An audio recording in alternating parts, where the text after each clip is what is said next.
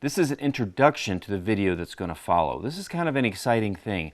I am launching my very first product that I designed, and that happens to be the Maximum Guitar Works control knobs, available in 2 different styles, 6 different platings, and with the option to accessorize it.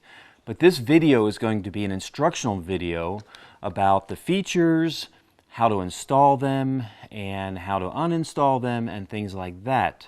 But I wanted to give you just an intro to what it's all about, because eventually people are going to click on the QR code on the back of the package when they purchase them, and that's going to take them to this video minus this front little introduction. Ultimately, these will be sold on Amazon, but as of right now, I do not have that set up. So if you'd like them, and you like what you see, and you want to give a set a try, just email us, support@MaximumGuitarWorks.com. So without further ado, let's get going with the introduction and installation instructions to the Maximum Guitar Works knobs.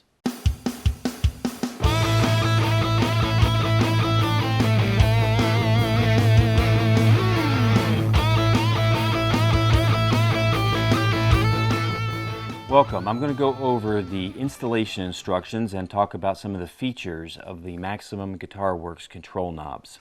These knobs were developed to fix a lot of things that I did not like about knobs that I was installing on my guitars, that I was purchasing from other folks. And so I made some design changes over the course of about 2 years with prototypes, metal testing, and really every aspect of these knobs were thoroughly scrutinized and developed and manufactured to the highest quality of standards, with features that aren't available anywhere else as far as I could tell. If you purchased a set of these from Amazon or directly from Maximum Guitar Works, the first thing you'll notice is a QR code on the back. You probably scanned that code with your phone in order to pull up this video. That code will take you right to the video.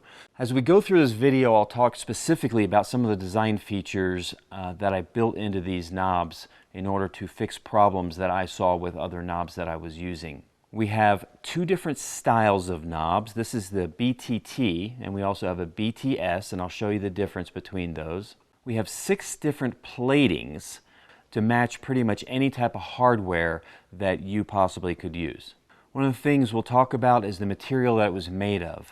It's made from a lead-free brass, an eco brass as it's called, much more environmentally conscious when machining. But it also is a little denser material. It's harder to machine, but it takes plating a whole lot better and seems to hold up better over time.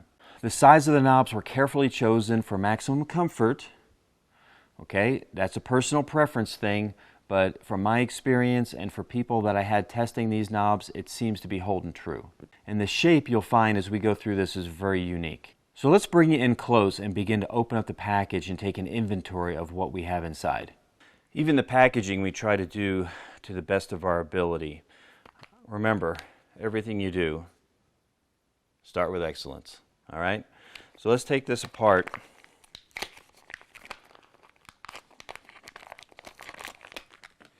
With the header card off, there's a Ziploc bag, really high quality, mil thick, and we'll pull this out, and what you'll see is 2 things.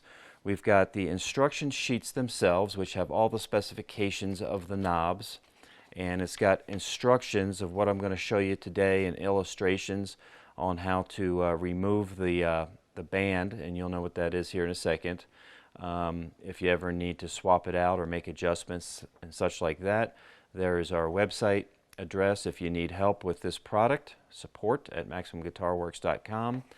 And of course a little bit about us and that QR code that I already talked about.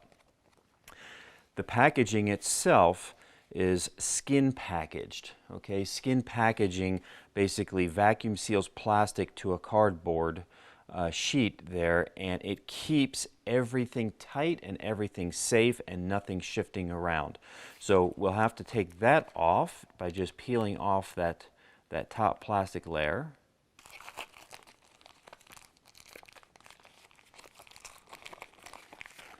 And as you see, these are very well protected right there. And no glue residue is remaining, so they come out factory fresh, clean. So in the package, you will find this other little Ziploc, and in there, the contents are everything else that you need for this. Number one, we've got two black, as standard, silicone bands that were specially designed for these knobs for an exact fit, both width-wise and diameter-wise. And the bottom of them have kind of corners for a nice tight fit, and the tops are slightly rounded for comfort. We tested lots of different rubber compounds in order to produce one that provided enough elasticity to slide over the knob, but not so much that it would stretch out over time, that it would remain tight, and also that for grip purposes. So we settled in on that. We also include in that packaging two brass sleeves. So no longer do you have to worry about whether a knob that you purchase is going to fit on the potentiometer that you have. If you have a US spec with a 1/4 inch, it'll fit directly. If you have an import that is typically around 6 millimeters, you slide this brass sleeve into the hole in the bottom of the knob. We also have a Allen wrench for the set screw. This is the exact same size that is used on US spec fender saddles. Okay, so if you ever misplace this, it's a standard, not a very unique size that you can't find anywhere. And then we have in here a really, really sweet Maximum Guitar Works pick. Now you think that might be just swag and just something to pimp my company, but it's actually a tool. And this tool is used in the removal process of those bands once they're on, and I will show you exactly how to do that. I mentioned we have two different shapes. Now this one is what I would consider a replacement for someone who is used to a Telecaster style knob. It's slightly larger in diameter, slightly shorter in height, but it provides a contour that perfectly matches the pads of your fingers for comfort. Of course, the band will then provide grip for turning that. The other one that we have is one that is our BTS, and this is more of a Strat type, but not really anything close to it. Top hat, I guess I should say, style, with a flared out bottom and the exact same curvature to match the pads of your fingers right there. And again, there's a band. That's an optional colored band that can go in there to add decorative accents to your guitar. And that is the two different designs. One of the other features that we built into these knobs is that there are 3 set screws on every single knob. The reason is for extra security. When you have one set screw, if over time that one set screw comes loose, vibrates loose, shifts a little, causes the knob to shift positions a little bit, then that's an annoyance. 3 set screws will take us an extra 10 seconds, whatever, 15 seconds to secure it to the potentiometer shaft, but it will stay tight, secure, and solid for as long as you want it to. Another feature of our knobs is that it has a indicator hole in the top that's 3 millimeters. Now they come with those holes empty. What that allows is for do-it-yourselfers to install a dot in there that matches the color scheme. It could be a 3 millimeter stone of mother of pearl. It could be just colored epoxy. It could be guitar side dot marker material to tie together your guitar's theme into the knobs.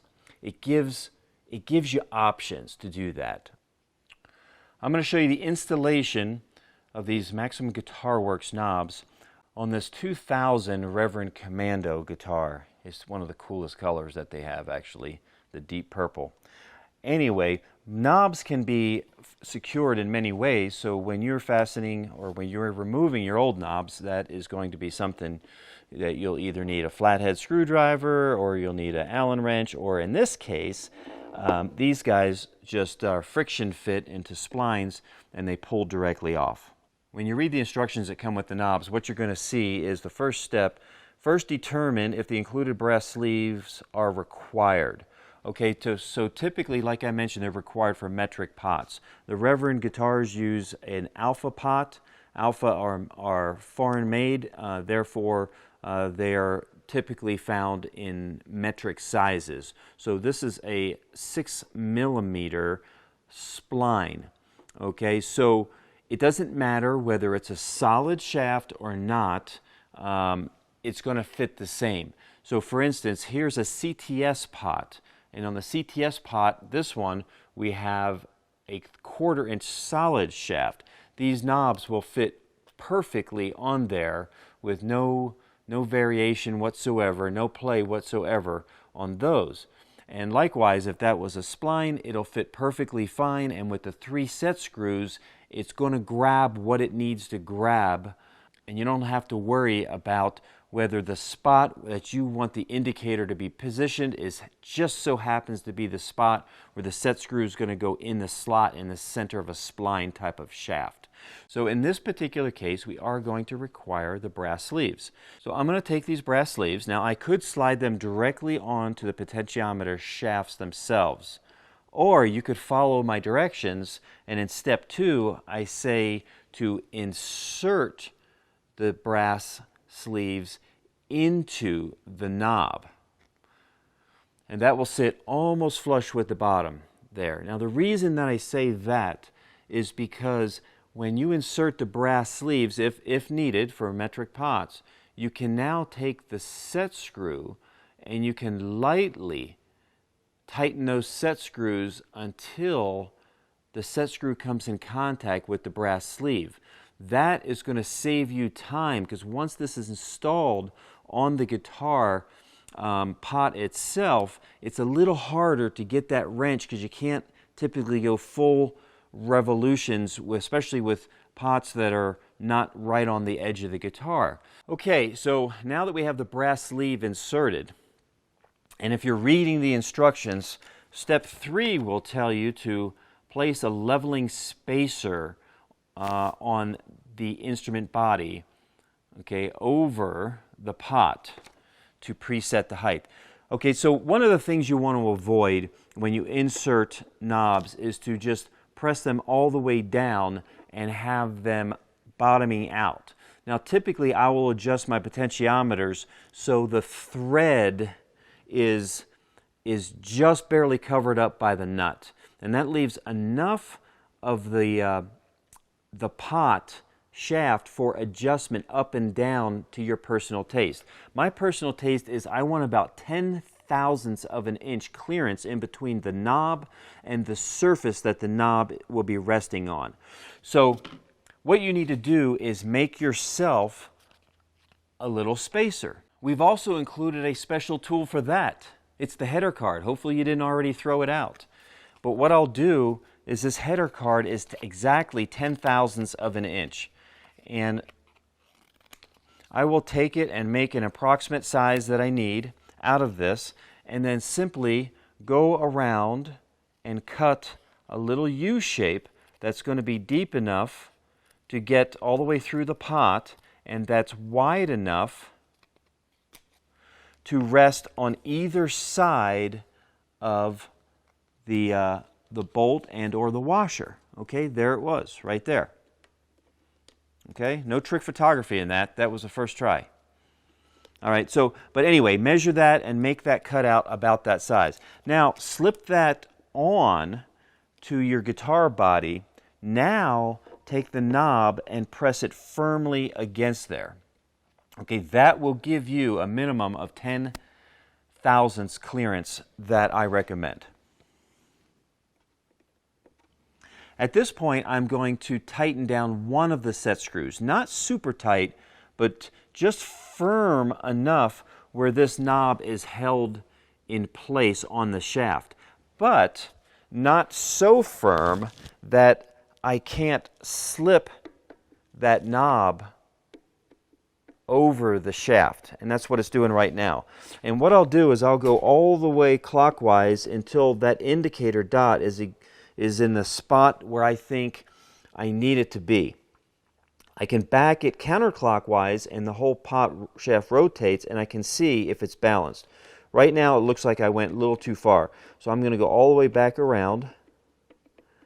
I'm going to pick a new spot, and then I'm going to come around here counterclockwise, not far enough. Let's go a little bit more, all the way counterclockwise. Okay, now you can see from fully clockwise to fully counterclockwise, it's in the position that I want, which is dead center, perpendicular of the line of the guitar. And that's the way I like to position mine, just like that. Once we have those set, keep the spacer in there and tighten down the other two set screws evenly, and then go back and tighten them firmly, all three, almost like you're installing lugs on a tire on the wheel of a car. Okay, same type of principle there.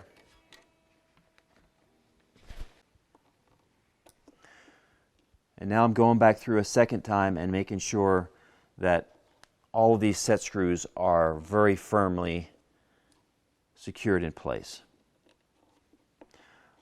Again, the idea with the triple set screws is these only come loose when you choose to take them loose, not when they choose to come loose on their own.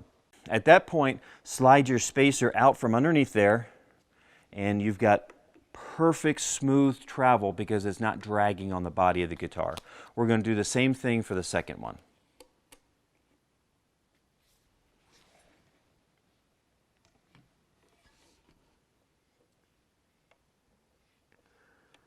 All right, and when I have the spacing on that one matching the spacing or the location of the dot on this one, I can go back and tighten all three down sequentially, increasing the pressure until it's very firm.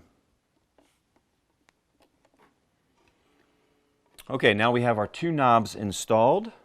Now, part of the silicone band that was designed for this knob is certainly for grip. The other part is aesthetics. Okay, the aesthetics are such that I want this band to cover up my three set screws. Seeing one set screw in the side of a traditional knob is bad enough, ugly enough, but having three would have been horrendous. So part of the design is to cover that up and make it aesthetically pleasing and very functional at the same time. When we install the rubber silicone band, we want to just put it on the top and just slide it down just so it's on the top, and then I'm going to ease it down. It can twist and go upside down, and if you can, just untwist it and it's fine. But I'll just slide it down nice and easy, and I'll press it in, sometimes a little pinch to create a little slack, and then press it back in, gets it to seat nice. Pinch, push it in, nice and flat and secure. I'll give you a close-up of the knobs with the bands installed. The craftsmanship is absolutely beautiful. The platings are absolutely beautiful. The bands have an absolute perfect fit and wonderful feel. Now let's say somewhere down the road you decide you're going to take the knobs off, put them on a different guitar, or clean the guitar up real good or whatever, and you have to remove these knobs. Well, the first step is going to remove the band. To remove the band, this is why we have this very specialized tool that just so happens to look like a guitar pick and just so happens to have the Maximum Guitar Works logo on it. But it's very specialized. And so here's what we'll do. Follow the instructions, the illustrations on the sheet right here, and what it will tell you to do is insert the tip of that pick in the top. You're wedging it between the top and the knob itself, then push it down. Once you push it down, you can grab the bottom of that rubber band i.e. silicone, and you can slide it all the way up that pick and off the knob, and it's that easy. Do not use a metal screwdriver or you will damage the silicone, okay? That's one of the reasons that we included this tool, not to mention having my logo on it. Did I mention that already? Okay, so that is how you remove it. And then from there, follow the instructions backwards. Just loosen the set screws in all 3 positions and pull this directly off. And then you can do whatever you need to do and reverse the order, follow the instructions, and put it back on, and it will be perfectly placed. And then you can just simply slide that silicone band back in place, and you're ready to go. It is really that simple. Here's one of my early prototype guitars that I've just recently added the Maximum Guitar Works BTT knob onto it, and you can kind of see that. I think it looks sharp, and the function and the feel of it is a whole lot better. Any of the Maximum custom or production guitars that's shipping in the month of August 2020 on will have included one of those 2 knobs, the BTT or the BTS. Before we go into the indicator dots and how to install those, let's look at the difference again between these two. So the BTT would be more a replacement for someone who is used to or comfortable, or a guitar which a telly style knob looks best. Okay, it's going to be similar in a sense that it's mostly straight going down, with the exception of the contour curve in the center for the pads of your fingers. It's going to be ever so slightly shorter and ever so slightly fatter. Give something really solid to hold on to. The BTS is going to have that top hat. So again, when compared with a traditional Stratocaster knob, it's going to be taller. It's going to be approximately the same overall diameter at the base, but a little beefier in the center. And here's one of the biggest advantages. If you like to tweak your guitars and you want to add functionality into your guitar by adding a push-pull pot, the standard plastic top hat on the Strats are horrible for that. If you don't believe me, try.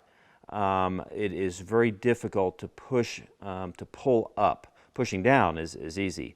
This, with the grip and the hourglass shape in there, makes it a dream to pull up and then obviously push back down for your push-pull pots. Plus, I mean, when compared to your basic plastic cap on a guitar, you know, this super hard, eco-friendly Japanese brass is solid. It is absolutely solid, and the plating will hold up for many years. It's just really, really high quality plating associated with that. On the Telecaster style, typically they're made out of metal, maybe brass, maybe steel. They have some pretty decent weight to them. They're not bad, but these are a little bit heftier. They're a little heftier, a little denser brass. You even drop this and listen closely. Could you hear the difference? There's a higher pitch. Now, I'm not going to go and actually claim that these are going to add tone to your guitars, but if you want to say that, you can. But let's do it again. All right, little different sound signature to it for sure.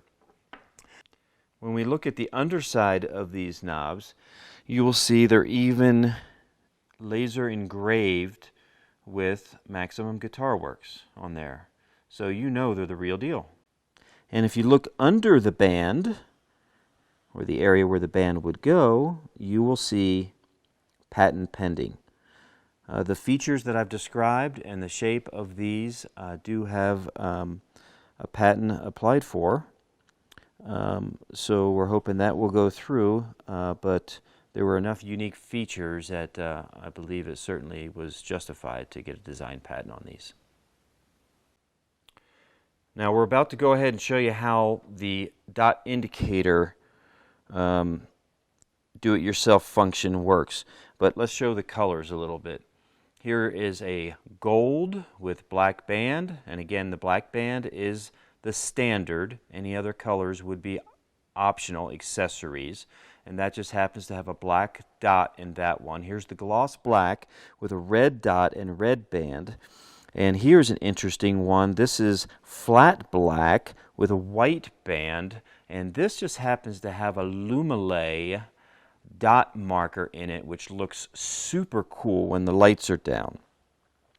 This guy over here is brushed chrome, looks a lot like the aluminum type parts on some folks' guitars, but it is the same high quality, eco-friendly Japanese brass, dense brass right there. And that's got the green dot with the green band.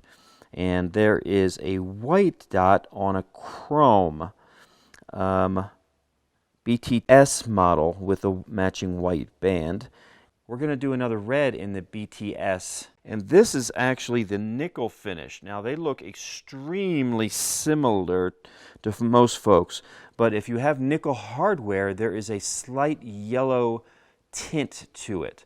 And so in order to provide a more ideal match for those with nickel plated hardware, we've got the nickel plated option for the Maximum Guitar Works knobs. Just like pretty much everything else in guitar making, there's a lot of ways to get where you want to go. So what I'm about to show you is strictly a technique. It's really up to your own creativeness and ingenuity to figure out what is best for you.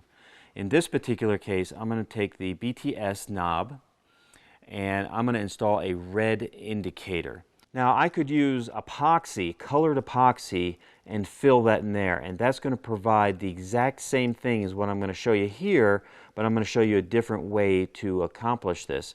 And the only thing you have to be careful with is how quickly you fill that hole. You don't want it to start overflowing. You want just the perfect amount. And by using a solid stick of plastic, almost very similar to the side dot marker on a guitar, you can get a good head start to having just the right amount of material in there, and then cap it with a little bit of resin to seal it and also provide a slight transparency that will kind of amplify the light a little bit and let it really look nice. In this particular case, I'm going to use a 3mm red PVC stick, and I'm going to fill that in that hole perfectly right there. Now we can get other materials like the one I showed you that was filled with Lumilé. Lumilé does have 3mm material in solid white, which either glows green or blue, and they've also got a 3mm which has a black rim around it with a 2mm glowing material inside. That would probably look pretty cool on a lot of guitars. All right, here's the tools that I'm going to be using.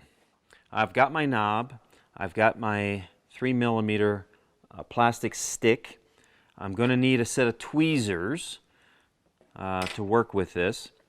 I am going to use UV curing resin as my sealer and top coat to whatever dot I put in there. You could certainly use that for colored epoxy and fill the whole thing with that.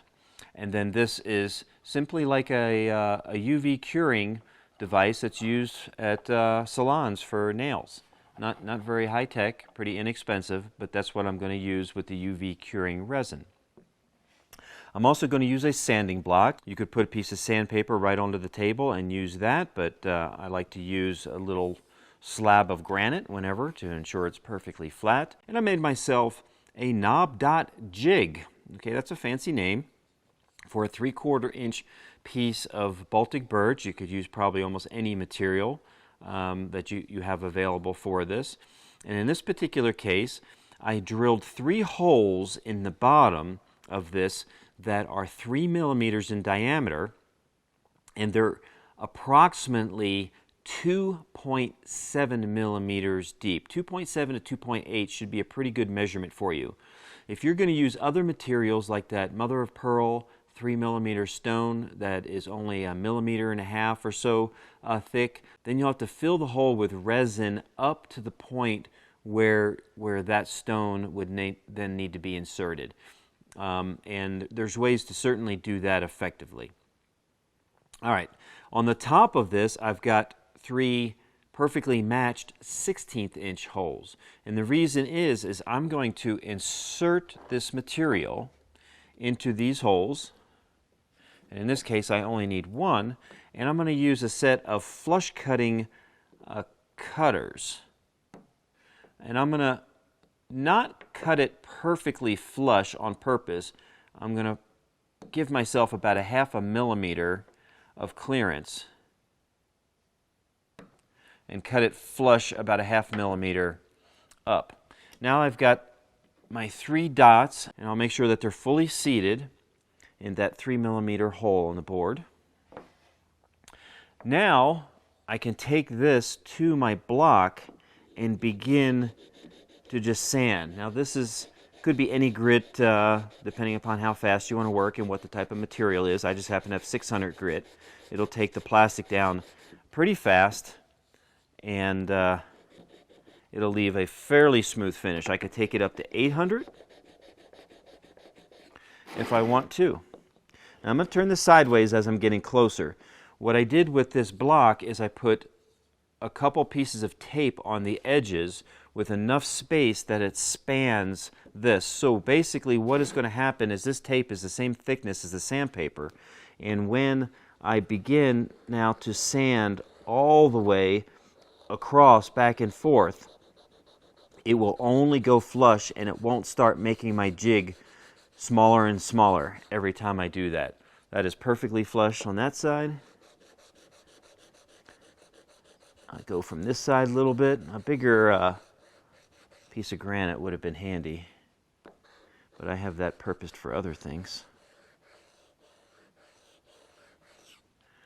All right, once you get those till they're perfectly flush, you can polish them a little bit more. You could take 800 grit paper. I'll take a little bit of steel wool in this case, and I'll just kind of rub that. That's not aggressive enough. It's 4/0 that it's going to take off any of the wood, really, maybe over time, and that'll help polish them up. So we get the tops of these perfectly flat, perfectly flush, approximately 2.7 millimeters, and nice and polished. All right, at this point in time, we want to get those out of there, and that is why we have the small hole on the back side. Now, you want to be very careful about this because you will lose these. If you do, cut another one. Pretty inexpensive. And I'm going to use the Allen wrench that came with your knobs, and I'm just going to push it out. And there we go. Doesn't matter if it's perfectly flat on the bottom of these. We can again start with a little resin inside of the cavity right there. Now if you have a perfect length to your dot marker, then you can just drop it in dry, and then the resin will just kind of seep a little bit down the sides and will help solidify that in there. If you're slightly short, again, because you're using a stone that only comes in certain thicknesses in the 3mm side, then you'll have to fill with a little bit of resin and press the stone in until it floats on the resin, so that the stone is flush with an inner ring. Okay, this operation, tweezers really come in handy. Maybe magnifying lamps if you are having trouble seeing. And we will drop that right in. And the nice thing is, if I drop this all the way in and that looks like it's too low, then I can put a little resin behind it, because since it's dry, it's going to drop back out there nice and easy. But I'm okay with that. It's slightly below that rim, that lower rim that I was talking about, and the resin will take up the rest. Now the next part is to coat the top of that with a little resin. And when I say a little resin, I'm talking about a microscopic amount of resin. And this is the tool of choice for that. your standard wooden toothpick. If you dip your toothpick into the resin and you have a full drop, you have too much. If you have a half a drop, you still might be too much. So I'm going to wipe a little bit off on the edge of that container, and I'm going to let it settle and make sure I have about a third to a quarter of a drop. I can always add a little bit more if I need to. And I'm going to take this and I'm going to drop the point. I think that's still too much. And then I'm going to drop the point of the toothpick right in the center of the dot. I'm going to let it drop. Let some of it begin to get right on the dot, and then I'm going to let just enough ooze off until I've got a perfect amount in almost a dome shape because of the resin and the toothpick in the center, a dome shape to that resin on there, and that is the perfect amount that I want to have. It's a very delicate process. If you put too much resin on, don't be scared at this point in time. Simply take a little acetone on a Q-tip or a little rag and wipe it all out and start over. Okay, you're only committed once you bring in the UV light. And in this case, I like what I see. I'm committing. Turn that light on, and basically in 30 seconds it'll be fully hardened and ready for us to mount on our guitar and to play. On the end of this episode, but let's look at this super close nickel plated BTS knob, red optional decorative band, and do-it-yourself red dot in the center.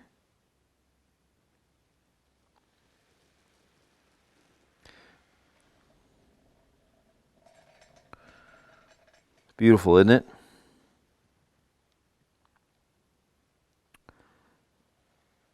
The customization ability of these knobs is one of the features that I really, really love, not to mention the weight, the quality, the feel, the grip, and everything about the platings and the two different shapes.